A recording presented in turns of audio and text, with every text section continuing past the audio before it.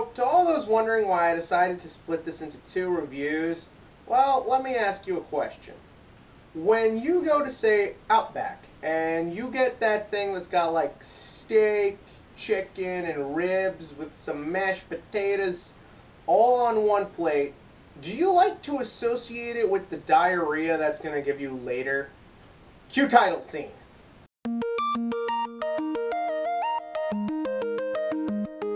Nimia Demo Koi whatever Shita Ren is the second season of the 2011 anime.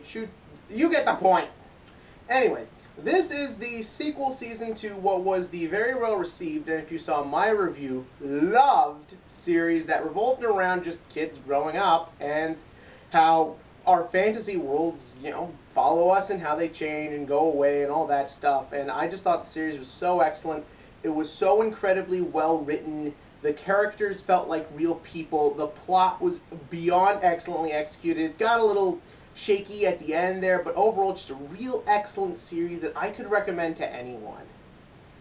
Then I saw this thing, and I'll refer to it as this thing. And essentially the reason that this season doesn't work boils down actually to three reasons. First and foremost, our premise.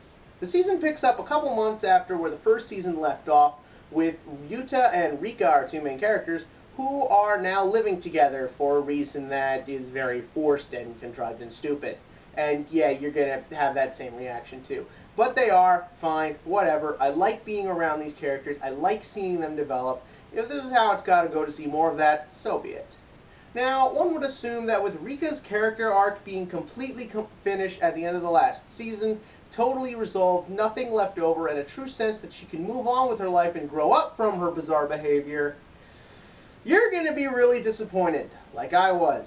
For whatever reason, instead of just doing a season where we have to see the two of them grow, her develop, her really learn to be part of the real world, learn to love what's in the real world, and just how that affects their relationship and the ones around them, we basically have to sit through a complete step backwards as Rika has now returned to her Chuunibyou behavior. And in the first season where it was funny and interesting to watch, here it's very annoying. And a lot of that has to just do with what's going on around us. And that brings us to problem two, the characters. In season one, everyone was done in a way that was realistic. You believed these people could exist in the real world because they acted like real kids.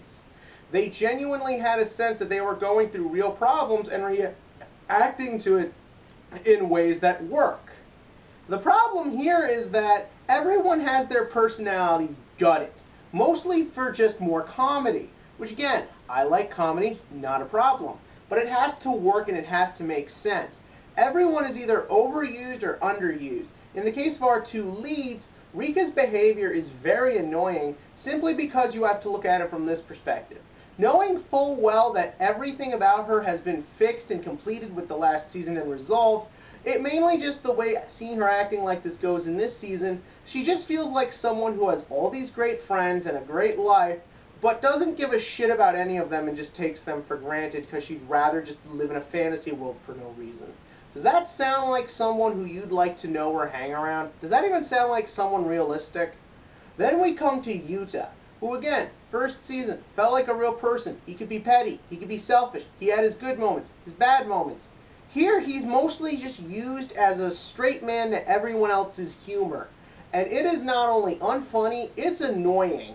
Because the thing is that in the first season, where I felt very connectable and empathetic, here he's played as this all-perfect saint who just goes along with everything Rika does, never gets annoyed by it, and then just lets everything slide while then being, oh, I have to discipline, and oh, God. The relationship never develops, which is really why it doesn't work. I'm supposed to be watching this because we've now gone past the introduction stage. We're past the quote-unquote first kiss.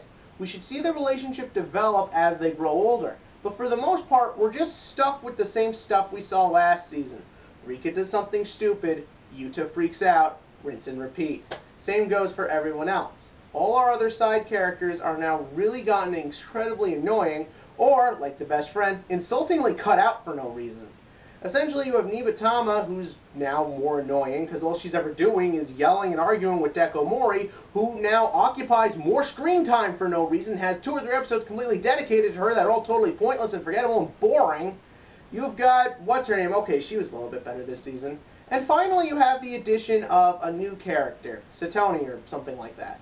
Essentially, she was Yuta's childhood friend growing up and was the one who got him into Chuunibyou. And yeah, what you see is what you get. You look at this and naturally assume we're going to go into love triangle. That would actually work in this. It would give Rika a reason to care about what's going on in the real world because it's genuinely affecting what's happening around her.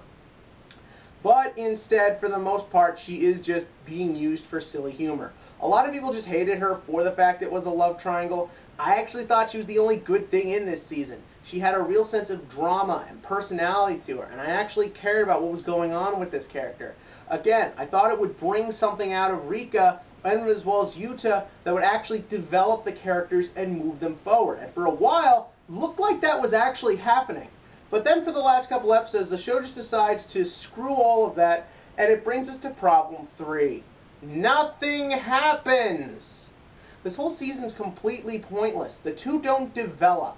No one else really goes anywhere, and this new character, totally superfluous when it comes down to it, because the thing she's brought in to do doesn't alter or affect their relationship. Every episode is just a self-contained, just wacky little adventure, which would be fine if these characters were behaving the way I thought they should. And more importantly, this show marketed itself as being something more, something better, just the sum of its parts. But this season not only becomes incredibly lazy, it's incredibly unfunny, and it's incredibly boring. And more importantly, it makes the ultimate sin anything like this could commit. It makes me question if our 2 main characters should be together at all, in any respect. And because of this, Love, Chuunibyou, and Other Delusions Heartthrob is a 2 out of 10 on the romantic scale. Why? There's nothing romantic here. I sort of liked the new character at times, but for the most part, I just thought this was a totally forgettable show, and thank God, I'm just going to forget this second season ever happened. But did you think it was okay? I understand some people liked it. If you did, that's fine. Leave that comment below. And as always, click to like and click to subscribe, because tomorrow I get to forget about the anger brought on by this show, thanks to mindless Keanu Reeves action.